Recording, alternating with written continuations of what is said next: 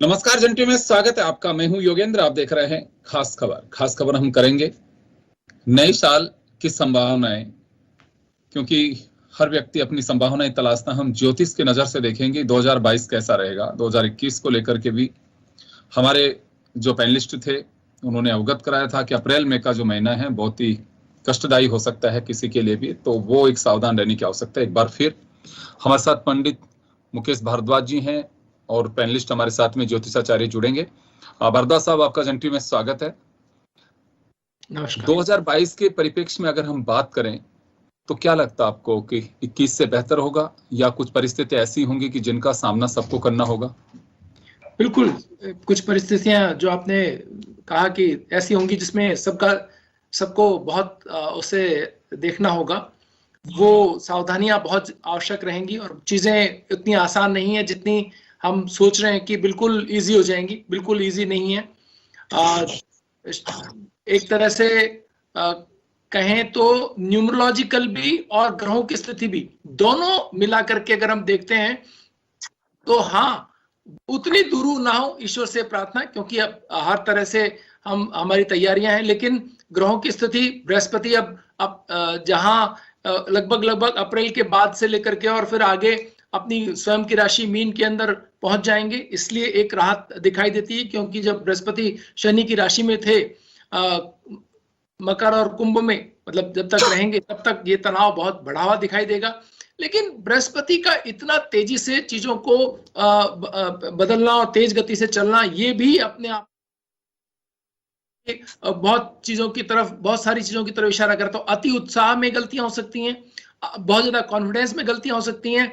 ऐसे भी गलतियों से सूचनाओं के आदान प्रदान में ऊपर नीचे कमियां होने पर, या अपने मित्र और शत्रु के स्वभाव को नहीं समझ पाने के कारण गलतियां हो सकती हैं। अपनी आर्थिक स्थिति व्यक्तिगत रूप से अगर बात करें, हर जीवन में, हर घर में, हर परिवार में बात करें, तो आपस में तनाव को सही तरीके से नहीं समझने के कारण गलतियां हो सकती हैं। और एक दूसरे पर सही तरीके से अपने मनोभावों को व्यक्त नहीं कर पाने, अपने चीजों पर पूरी तरह फोकस नहीं कर पाने की स्थितियां बनने के कारण जो गलतियां हो सकती हैं। तो ऐसी बहुत सारी चीजें हैं जिनसे सावधानी भरा, निश्चित रूप से हमें कहना होगा, चीजें ठीक होने की ओर है, लेकिन सावधानी भरे कदमों के साथ। जी, हमारे साथ डॉक्टर विनोद शास्त्री जी, जाने माने ज्योतिषाचार्य। शास्त्री साहब, 2022 की अगर हम बात करें तो 2022 आपके नजरिए से, आपके गणना के आधार पर कैसा लगता आपको?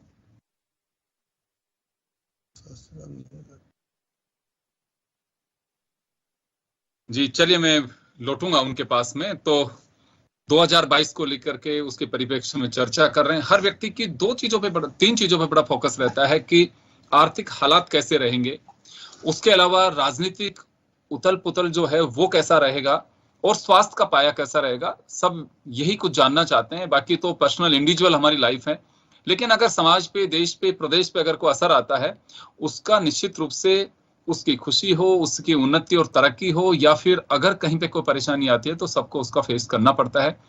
कोरोना काल रहा, कोरोना काल एक व्यक्ति के लिए नहीं रहा, पूरे विश्व समुदाय के लिए परेशानी का एक सबब बना, और यही बड़ी वजह है कि हर कोई प्रभावित रहा। बेशक किसी ने अपनी जिंदगी खोई नहीं खोई, लेकिन फर्क सब पे पड़ता है उसका। हमारे चाहे दिनचर्याएं हो, हमारी फिर आवागमन हो, या फिर राजनीतिक स्थितियां हो, विकास हो, सभी चीजों पर उसका फर्क पड़ता है। सर, 22 से ठीक पहले, यानी कि जो हम जिस कैलेंडर को अभी जिसको फॉलो कर रहे हैं, चर्चा कर रहे हैं जिसको लेकर, उसका ठीक पहले ग्रहों का राजा बुध अपनी राशि बदल रहा है। क्या कुछ असर होगा इससे? बिल्कुल, अगर हम देखें तो आप मुझसे कर रहे हैं सवाल? हाँ जी, अभी आपसे कर रहा हूं। जी, तो जब हम बात कर रहे हैं बुध के बदलने की, तो निश्चय ही ये अर्थव्यवस्था के अंदर एक बिल्कुल एक तेजी से वापस हम कह रहे हैं, कम बैक कर रहे हैं। तो कम बैक जितना सावधानी पूर्वक हो उतना बेहतर। तो ये एक प्रकार से वो अति उत्साह, जो मैंने पहले कहा कि अति उत्साह नहीं बरते तो ये कम बैक बहुत बेहतर रहेगा। बुध का इस मायने में भी वो देखा जाता है कि अगर आप कहीं चूक करते हैं वाणी से संबंधित, जिसको हम कहें कि व्यवहार से संबंधित गलतियां, मित्रों और शत्रुओं के अंदर डिप्लोमेसी को भी बुद्धि देखता है। बुद्ध हमारे न सिर्फ वाणिज्य को, हमारे व्यापार को देखता है, हमारी फसलों को देखता है, हमारे मौसम को देखता है, हमारी बहुत सारी चीजों के कारक तत्व में बुद्ध कहीं ना कहीं है। तो अगली आने वाले जो समय है उसके अंदर हमारा कैसा पूरा वातावरण रहेगा, कैसे हमारे विचारों के अंदर बदलाव रहेंगे और कितनी हम अब सही तरीके से चीजों को लेके जाएंगे, उसके ऊपर बुद्ध का बड़ा नियंत्रण रहता है, सूक्ष्म चीजों पर बड़ा नियंत्रण है। तो हम यहाँ कह सकते हैं कि आने वाला समय बहुत समझ करके चलने का समय है। उच्छृंखता या बिल्कुल अपने ऊपर नियंत्रण, बिना नियंत्रण के जब अगर कार्य किए गए तो ये तनावपूर्ण सिद्ध होंगे। मैं बिल्कुल लौटूंगा आपके पास में। विनोद शास्त्री साहब हमारे साथ जुड़े हुए हैं। शास्त्री साहब, आपके पास में आना चाहूंगा। डॉक्टर साहब, 2022 आपके हिसाब से, आपकी गणना, आपका एक अपना एक स्ट्रक्चर है, कैसा लग रहा है आपको कि 2022 कैसा रहेगा? विनोद शास्त्री साहब, आप सुन पा रहे हैं मुझे? डॉक्टर विनोद शास्त्री साहब, आप सुन पा रहे हैं मुझे? चलिए, डीपी शास्त्री साहब हमारे साथ जुड़े हुए हैं, उनके पास में जाना चाहूंगा। सर, डीपी सर, आपके पास आना चाहूंगा मैं। 2022 के परिप्रेक्ष्य में बात करें तो कैसा रहेगा 22? मेरी आवाज आप पे आ रही है? 2022 में जन टीवी के जितना भी दर्शक है सबको बहुत शुभकामना। और 21 में भी आपसे चर्चा हुआ था कोरोना को लेकर के जी, तो आपको याद होगा कि हम बोला था कि दिवाली बड़ा अच्छा मनेगा भारत की और विश्व की, और आप ही के सानिध्य में बोले थे। और दिवाली बड़ा अच्छा मना। हमारे कई मित्र बंधु थे, मई से लेकर के हम लोग जो भविष्यवाणी किए थे कि नवंबर दिसंबर जाएगा, अच्छा जाएगा। इस वर्ष भी 2022 में 1 जनवरी शनिवार को है और अप्रैल में जो नया संवत हमारा लगेगा वो भी शनिवार से ही लगेगा जी। तो शनि राजा है और बृहस्पति उसके मंत्री हैं, तो दोनों समग्रह है। घबराने की जरूरत किसी को नहीं पड़ेगी। ओमिक्रॉन आया जरूर है, बल्कि ये दुर्बल हो जाएगा, शांत हो जाएगा, बलहीन हो जाएगा, प्रभावहीन हो जाएगा। कैसे सर? क्या आधार क्या है सर इसका? कैसे होगा डीपी साहब? अब आपको बता रहे हैं, जो नया हमारा हिंदू संवत का जो राजा है वो शनि जरूर है, बल्कि देवगुरु बृहस्पति मंत्री होने के कारण 2 अप्रैल से मंत्रणा बृहस्पति की संवत में बड़ा अच्छा हो जाएगा। अभी राक्षस नाम का संवत्सर का प्रभाव मार्च तक रहेगा। 1 अप्रैल 2022 तक राक्षस संवत चलेगा जो पीछे आया था। तो राक्षस अपना प्रभाव तो दिखा के जा रहा है, आते आते भी दिखाया था और जाते जाते भी ये कुछ ना कुछ दिखाएगा। बल्कि इसका नुकसान जो है ना, सावधानी रखनी चाहिए हर व्यक्ति को, बल्कि ज्योतिष गणना में इसका नुकसान नहीं रहेगा। दूसरा चीज है, एक हमारी वर्ष लगन की कुंडली बनती है, कातरा लगन की कुंडली बनती है हिंदू संवत के हिसाब से। इस वर्ष का जो लग्न है उसमें बुध की सबसे ज्यादा महत्ता है और धनु लगन का कातरा लगन का कुंडली है जिसमें देवगुरु बृहस्पति लग्न के मालिक है। तो बुध और बृहस्पति दोनों शुभ ग्रह हैं, तो शुभता का फल 2022 में ज्यादा रहेगा। और ये नंबर जो है टोटल 6 नंबर है, शुक्र का अंक बनेगा। तो इसमें मीडिया, महिला, कॉस्मेटिक या जितनी कपड़ा, जितनी भी चीजें होती हैं, लेडीज का वर्चस्व 2022 में ज्यादा रहेगा। श्रृंगार रस कह सकते हैं 2022 के लिए आप।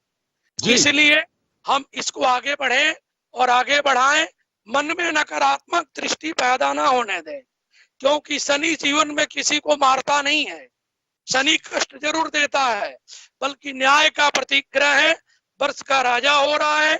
हाँ, एक चीज आपको बताना चाहता हूं कि इस 2022 में 2 ग्रहण एक साथ में आएगा।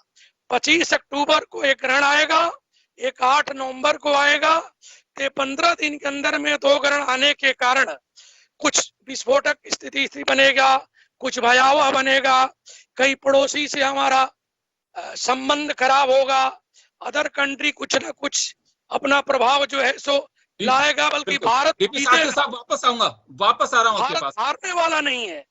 डीपी साहब आपके पास में वापस आ रहा हूँ। डीपी शास्त्री साहब वापस आ रहा हूँ। हम विनोद शास्त्री साहब का रुख करना चाहूंगा मैं एक बार। डॉक्टर साहब, आप सुन पा रहे हैं मुझे? हाँ, मैं सुन रहा हूँ। मेरी आवाज आ रही है? हाँ, बिल्कुल आ रही है सर, बिल्कुल आ रही है। 2022 के परिप्रेक्ष्य में हम बात करें, आपके नजरिए से कैसा रहेगा?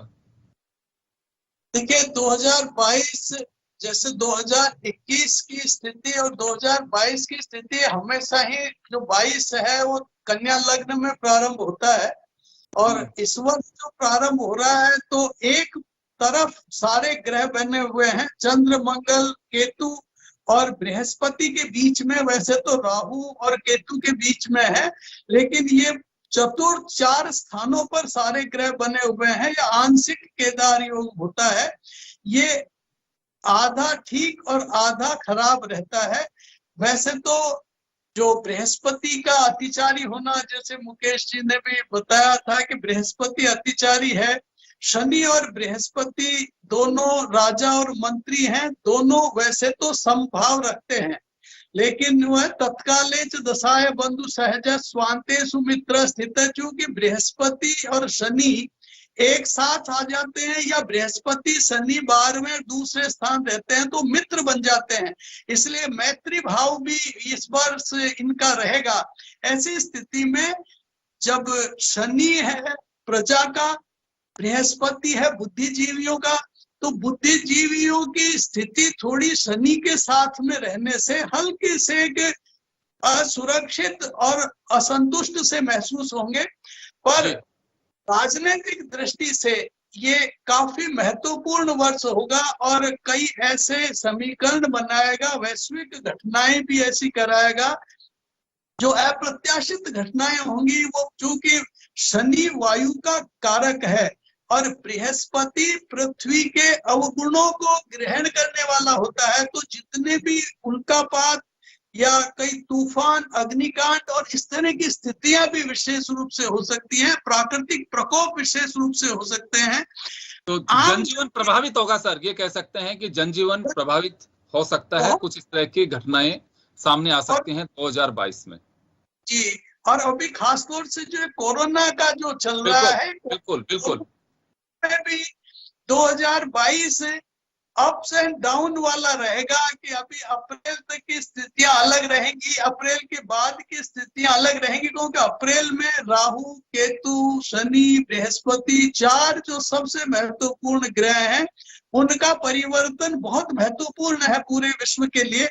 और ऐसी स्थिति में ये जो कालखंड है ये अनिश्चय का सा रहेगा, पर अप्रैल के बाद में कुछ स्थितियों में सुधार होगा, लेकिन फिर ये वक्री मार्गी जो स्थितियां हैं इनकी, ये इस वर्ष में अप्स एंड डाउन कराती ही रहेंगी। जी मुकेश जी के पास जाना चाहूंगा एक बार में। मुकेश जी, सबसे बड़ी बात जो है कि हमारे देश में या कहीं पे भी देखिए, तत्कालीन घटनाएं और वर्तमान में क्या कुछ चल रहा, उसके इर्द गिर्द जरूर लोग इंटरेस्ट लेते हैं कि क्या होगा। बात अगर हम करें डेल्टा वेरिएंट का, किसी को मालूम नहीं था 2021 में जब हम 2020 में जब हम चर्चा कर रहे थे 21 को लेके। ये जरूर था कि हाँ कोई कोरोना जो है वो दायरा बढ़ा सकता है या कोरोना, तो हम 2022 में कुछ कोरोना की स्थिति को देख सकते हैं, क्योंकि कई बार ये बताया जाता है कि स्वास्थ्य का पाया कैसा रहेगा। तो उस दृष्टि से हम जानना चाहेंगे कि ओमिक्रॉन नया वेरिएंट है और कोविड ऑलरेडी अभी लगभग 2 साल हो जाएंगे फरवरी में, वो इस्टेब्लिश है इंडिया के अंदर। इस्टेब्लिश शब्द इस वजह से कह रहा हूं कि वो स्टैंड कर रहा है, खत्म नहीं हुआ है, अभी स्थितियां बिगड़ रही हैं। और तो 2022 के परिप्रेक्ष्य में सर क्या हालात रहेंगे?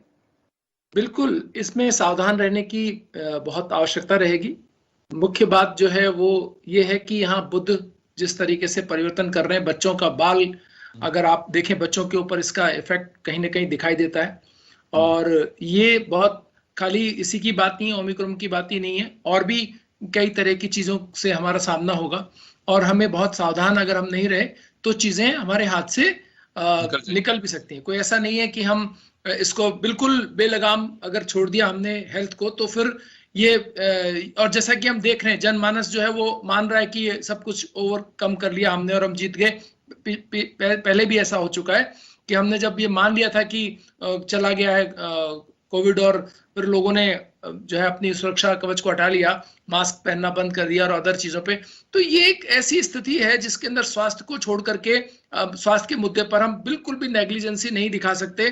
ग्रहों की स्थिति जहाँ बृहस्पति और शनि और 4 ग्रह अप्रैल में जो बदल रहे हैं, अभी जैसे विनोद शास्त्री साहब ने कहा कि ये 4 ग्रहों का बदलाव इतना बड़ा है जिसमें घटनाओं के ऐसे अंतर परत छिपी हुई हैं जो आने वाले दिनों में नए समीकरण विश्व के अंदर, अब स्वास्थ्य खाली ये नहीं रह गया है कि खाली व्यक्तियों के विषय और लोगों के, ये अब वैश्विक जो समीकरण है, जो सामरिक समीकरण है, आप इसको युद्ध की तरह से भी देख सकते हैं। जो हमारे पहले जो कह के गए जो सेनाध्यक्ष हैं कि भाई ये युद्ध से कम स्थिति नहीं है, आप इसको स्वास्थ्य, केवल स्वास्थ्य के मुद्दे से मत देखिए, ये आर्थिक और अन्य प्रकार की चीज, स्वास्थ्य अब हर घर के लिए एक युद्ध जैसा है, क्योंकि वो उसको एक आर्थिक फ्रंट पे भी लड़ना पड़ रहा है, एक अपने मानसिक जो आघात हुए हैं, जो परेशानी आई है बच्चों के फ्रंट पे, तो स्वास्थ्य अब बहुत बड़ा मुद्दा 2022 के अंदर उभर करके आ रहा है, जो बहुत सारी चीजें तय करेगा।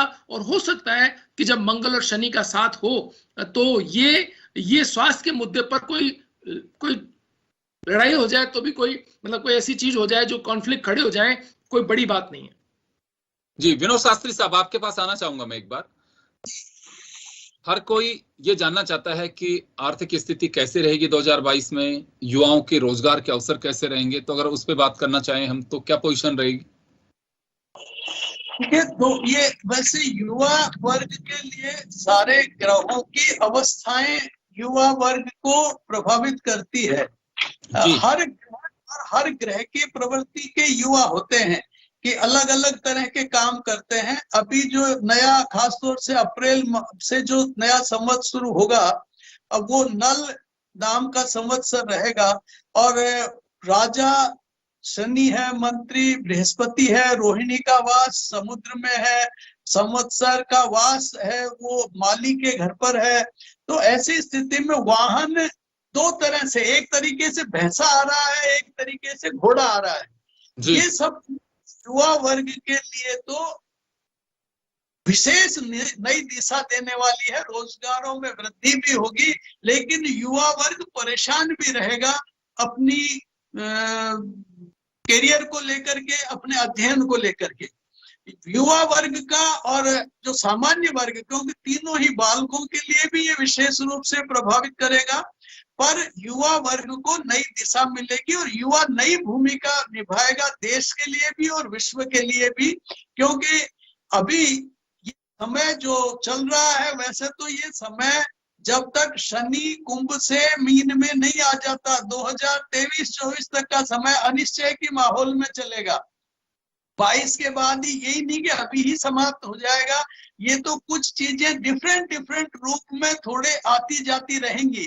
लेकिन 22 के बाद में हम प्रतिबंधों के साथ में कुछ काम करने लग जाएंगे।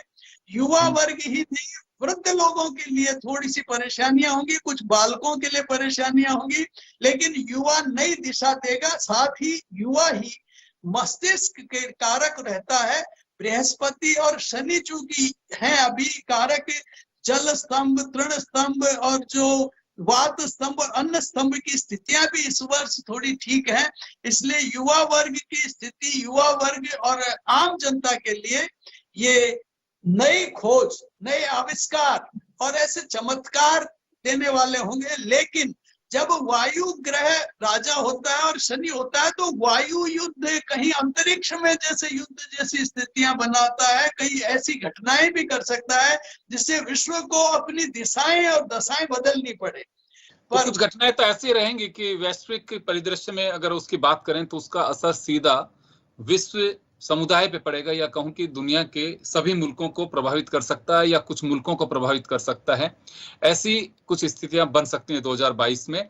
चलिए डीपी शास्त्री साहब, मैं आपके पास में आना चाहूंगा। हर घटना का लिंक हर घटना के साथ होता है। हम राजनीतिक परिप्रेक्ष्य में बात करें तो कैसा रहेगा 22?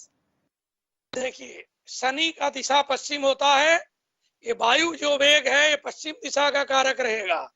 और एक चीज है जो प्रवेश है उसमें चंद्रमा नीच का है, चंद्रमा नीच का है, मंगल के साथ है, केतु के साथ है, तो भारत का पराक्रम और आईटी क्षेत्र को बढ़ाएगा। भारत अपने शक्ति के रूप में रहेगा। पश्चिम जितनी उथल पुथल है सब पश्चिम दिशा में रहेगी, क्योंकि जो वर्ष का राजा है वो शनि है, वो पश्चिम दिशा का कारक रूप में है। दूसरी बात, भारत को लगता है कि हमसे ज्यादा पश्चिम दिशा की अगर बात करें, क्योंकि हमारे यहाँ पे पश्चिम की जो पोजीशन है, तो पश्चिमी देशों की बात कर रहे हैं या भारत के पश्चिमी हिस्से की बात? नहीं, पश्चिमी देशों की बात मैं कर रहा हूं। जिस तरह बाहर की जो भी पश्चिम कंट्रियां हैं, वो पश्चिम दिशा के कारक में शनि का अपना दिशा पश्चिम होता है, और जो प्रवेश का समय है उसमें चंद्रमा नीच का है, मंगल के राशि में वृश्चिक में है, और वहां केतु बैठा और मंगल बैठा है, तो लक्ष्मी नारायण योग बना बैठा हुआ है। और भारत को कुंडली को देखें तो वृष लग्न की भारत की कुंडली है, जिसमें धन का मालिक और बुद्धि का मालिक द्वितीयेश और पंचमेश बुध है, जो वर्ष के शुरुआत में लग्न का स्वामी पंचम में बैठा है। तो भारत की प्रतिभा को उभारेगा, भारत को शक्ति को उधारेगा। राजतंत्र के बात आपको बता दें, राजनीतिक परिप्रेक्ष्य में बात करें तो राजनीतिक में उथल पुथल तो ये चंद्रमा नीच का करेगा, बल्कि मोदी जी की सत्ता, माननीय प्रधानमंत्री जी की कुर्सी के साथ जो पार्टी है बीजेपी, अपने ताकत में ही रहेगी। और आज एक नई चीज आपको मैं बता रहा हूं, उत्तर प्रदेश के इलेक्शन में खाली 5 जो राज्य का इलेक्शन हो रहा है, उसमें उत्तर प्रदेश में चंद्रमा और बुध की लड़ाई है। माननीय अखिलेश जी की कुंडली हो चाहे योगी जी की कुंडली है, वहां पे चंद्रमा और बुध की लड़ाई है। युवा वर्ग आगे उठ के आएगा, बल्कि बृहस्पति के कारण और बुध के कारण सही चुनाव ये लोग करेंगे, और ये लोग इन प्रकारेण अपना भगवा का परचम लहरा देंगे। ये स्थिति भारत की है। बहुत जल्दी हो जाएगा। अभी तो हम 2022 के परिप्रेक्ष्य में बात करना चाह रहे हैं कि राजनीतिक स्थितियां, स्थिरता, अस्थिरता, क्योंकि बहुत सारी परेशानियां होती हैं हमारे यहाँ पे। शुरू में जो 15 जनवरी को बृहस्पति शतभिघा नक्षत्र में गोचर कर रहा है, वो 2 महीना ठीक नहीं है। हम सबको सावधान रहने की जरूरत है। मेरे बड़े भैया साहब कह रहे हैं विनोद जी, तो सावधान रहना है, क्योंकि जब तक ये संवत्सर खत्म नहीं हो जाएगा, नया संवत्सर आ नहीं जाता नल नाम के, तब तक हमारे मन के अंदर जो शक्ति है, ग्रह का बल है, या जो ग्रह की दृष्टि है, ग्रह का जो षडबल है, जो मूल रूप से हम सबको प्राप्त होना है, वो नए संवत्सर में ही हमको प्राप्त होगा। शुरू में हमको सावधान रहना है। आगे आपके साथ देवगुरु बृहस्पति आपको रक्षा करेंगे, डरने की बात नहीं रहेगी अप्रैल के बाद। जी बिल्कुल, जी बिल्कुल। डीपी शास्त्री साहब, आपका अपना एक कहना है और हर व्यक्ति की अपनी गणना होती है। देखिए, ग्रह नक्षत्र केवल ये नहीं है कि बस पंचांग देख के और बिना लॉजिक के, उसमें बाकायदे एक अर्थ गणना है। उसके आधार पे जो ज्योतिष को समझते हैं, बहुत एक्सरसाइज और न्यूमेरिकल एक सिस्टम है इसका। ऐसे नहीं कि आपने कुछ भी कह दिया कि हाँ ठीक है, इस जातक को ये कर लेना चाहिए, उसको ये कर लेना चाहिए, ऐसा बिल्कुल नहीं है। एक चीज बता दें, ये 2022 में जो नया संवत्सर हमारा आएगा 2 अप्रैल से, उसमें मिथुन राशि और तुला राशि पे ढैया रहेगा, और धनु मकर कुंभ में षडसाती जो चल रहा है, धनु के पैर से षडसाती जो है ना उतर जाएगी। मकर और कुंभ की जो षडसाती है, जिसपे हम लोग चर्चा करते रहते हैं, तो शनि का प्रभाव तो देखिए राजा है तो रहेगा, राजा को कोई इग्नोर नहीं करता है। शनि एक लंबा तुका भी कारक बनता है, बल्कि कुछ बृहस्पति मंत्री होने के कारण, जो बृहस्पति का बल है, उस बल से सूझबूझ के कारण 2022 में बृहस्पति सदैव कोई ना कोई अपना आशीर्वाद रोकना चाहूंगा। डीपी शास्त्री साहब, मैं रोकना चाहूंगा। मैं एक बार विनोद शास्त्री साहब के पास में जाना चाहूंगा। सर, आपके पास में आना चाहूंगा। डॉक्टर साहब, एक बात जानना चाहूंगा कि हम लोग कुछ चीजों को लेकर के बचाव आप लोग बताते भी हैं कि आप ये धारण करें या ये अगर करें तो ऐसा हो सकता है, उसके उपाय बताए जाते हैं। तो यहाँ पे कुछ ऐसा है कि 2022 में, क्योंकि मैं बात आपको एक समुदाय की नहीं कर रहा, मैं एक बरादरी की नहीं कर रहा, पूरे देश की बात कर रहा हूँ, तो किस तरह का ये जो आपने बताया कुछ चिंताएं भी हैं, उसका उपाय भी होता है, तो क्या किया जाना चाहिए? देखिए, मैं वैसे थोड़ा सा के संक्षेप में 12 राशियों को क्या करना चाहिए बता देता हूँ। जैसे मेष राशि वालों के लिए उनको गुरुजनों और बुजुर्गों का आशीर्वाद लेना चाहिए, ताकि सारे अनिष्ट दूर होंगे।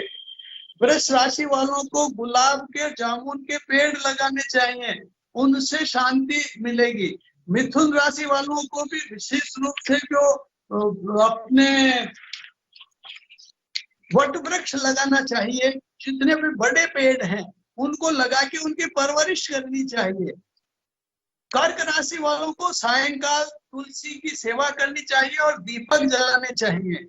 सिंह राशि वालों को भी अपने जो खासतौर से ननिहाल पक्ष उनको कुछ उपहार देकर उनका आशीर्वाद लेना चाहिए। कन्या राशि वालों को नीम सेंजना के वृक्ष लगाने चाहिए, उनके रखरखाव करना चाहिए। तुला राशि वालों को भी भगवान शिव को सोमवार को बिल्वपत्र चढ़ाने से उनको शांति रहेगी। वृश्चिक राशि को आम, कटहल, खेजड़ा इनके वृक्षों को अधिकाधिक लगाने चाहिए और उनकी परवरिश करनी चाहिए। और जी बिल्कुल, शास्त्री साहब जो बता रहे हैं कि किस राशि के जातक को क्या करना चाहिए, उस पर उनका फोकस था। विनोद भारद्वाज, मैं एक बार मुकेश जी के पास जाना चाहूंगा। मुकेश जी, क्या लगता है आपको कि कुछ ऐसा है कि जिसको आधार बनाना चाहिए कि हम उस हिसाब से कुछ उपाय कर सकें? बिल्कुल, उपाय ज्योतिष का मुख्य आधार है, क्योंकि तनाव के बीच ये एक दिशा देता है, आपके मन को शांति देता है। कभी भी जब आप तनाव में होते हैं तो आपके पास ज्योतिष एक ऐसा एक आपको सहारा मिलता है, वहां से मानसिक शांति और तनाव में आपके लिए रास्ता निकल करके आता है। अगर हम बात करें मेष और वृश्चिक राशि की, ये दोनों राशियों का स्वामी मंगल है। जो भी तनाव के अंदर है, अगर मंगल आप देखते हैं मंगल आपको तनावग्रस्त रखने में बहुत बड़ी भूमिका निभाता है। अगर किसी भी प्रकार का आर्थिक, हेल्थ को लेकर के या आपके प्रोफेशन में अगर आपको तनाव है, तो आपको मक्का का दान अगर आप करते हैं कबूतरों के लिए या गौवंश के लिए, किसी भी गौवंश को अगर आप खिलाते हैं जो है मक्का या पीली दाल का अगर आप दान करते हैं, तो इससे आपके मानसिक तनाव में बड़ी आपको राहत मिल सकती है। वृष और जो तुला राशि वाले हैं, ये अगर चावल का दान करते हैं तो इन दो राशि वालों के आर्थिक चिंतन में, स्वास्थ्य के अंदर अगर कोई दिक्कत है जो कि आ सकती है, वो इनको बहुत लाभकारी रहेगा और स्वास्थ्य की चिंता से मुक्त हो सकते हैं। और अच्छा धन, बीच बीच में अच्छे अवसर जो उनके धन लाभ के बन रहे हैं, उनमें उत्तरोत्तर वृद्धि होती हुई दिखाई दे रही है। बुध की जो गणना है, जिसकी अपन लगातार चर्चा कर रहे हैं बुध के बदलाव की, वह मिथुन राशि और कन्या राशि वाले दो जो जातक हैं, दोनों राशियों का स्वामी बुध है। इसके लिए अगर कहीं कोई इन राशि वालों को अगर परेशानी आती है, पूरे साल के अंदर कुछ तनाव की स्थितियां रहती हैं, जॉब में जरूर इनको दिक्कत आ सकती है और बड़ी सफलता के लिए बात कर सकते हैं, मूंग का दान कर सकते हैं लोग। तो मूंग के दान से इनकी भाग्य वृद्धि में सहायक होगा। शनि, जहां पर हम देख रहे हैं कि लगातार पीड़ित करता चला आ रहा है परेशान स्वराशि में होने के कारण, तो मकर और कुंभ राशि वाले अगर अपने स्वास्थ्य संबंधी चिंताओं के अंदर हैं या बहुत ज्यादा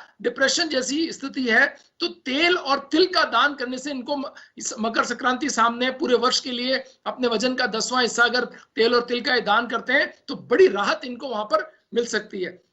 धनु और मीन राशि वाले अगर अपने किसी भी प्रकार के आर्थिक हानि होगी, शेयर्स में इनको आर्थिक हानि होने की संभावना है, अगर बड़ा कोई दाव लगा रहे हैं या कोई बड़ा धन निवेश कर रहे हैं तो इन्हें बहुत संभल के करना है। फिर भी अगर कोई तनाव आता है तो उसको ठीक करने के लिए गुड़ का दान कर सकते हैं। गुड़ का दान अगर गौवंश को देते हैं या ऐसे लोगों को जो निराश्रित हैं, गेहूं और गुड़ का दान करते हैं, तो उन्हें बड़ा इसका लाभ मिल सकता है। सूर्य का, अगर कोई आपके बॉस आपको परेशान कर रहे हैं या ऐसा लगता है कि आपकी स्थिति ऐसी है कि सिंह राशि वाले हैं और अपने से ज्यादा ताकतवर लोग आपको परेशान कर रहे हैं, आपके बॉस या घर में कोई इस तरह के, तो आप गेहूं वगैरह का दान करके आप अपने आप को तनाव से मुक्त कर सकते हैं। आप जो अपने से कमजोर वर्ग के लोग हैं उनको ठीक कर सकते हैं। तो इस तरह से सभी प्रकार की राशियों के लिए हम ये उपाय बता रहे हैं, उपाय बता सकते हैं। चलिए, समय का अभाव है, मैं माफी चाहूंगा क्योंकि समय सीमा का ध्यान रखना होगा। और 2022 कैसा रहेगा, कुछ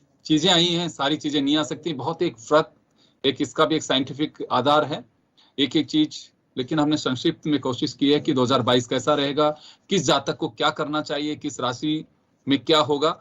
तो कुछ ऐसी चीजें हैं जो आपके लिए लाभदायी और फलदायी हो सकती हैं। बहुत बहुत शुक्रिया आप सभी का। और हमारी विशेष खास खबर के ये एपिसोड में बस इतना ही। दीजिए इजाजत, नमस्कार।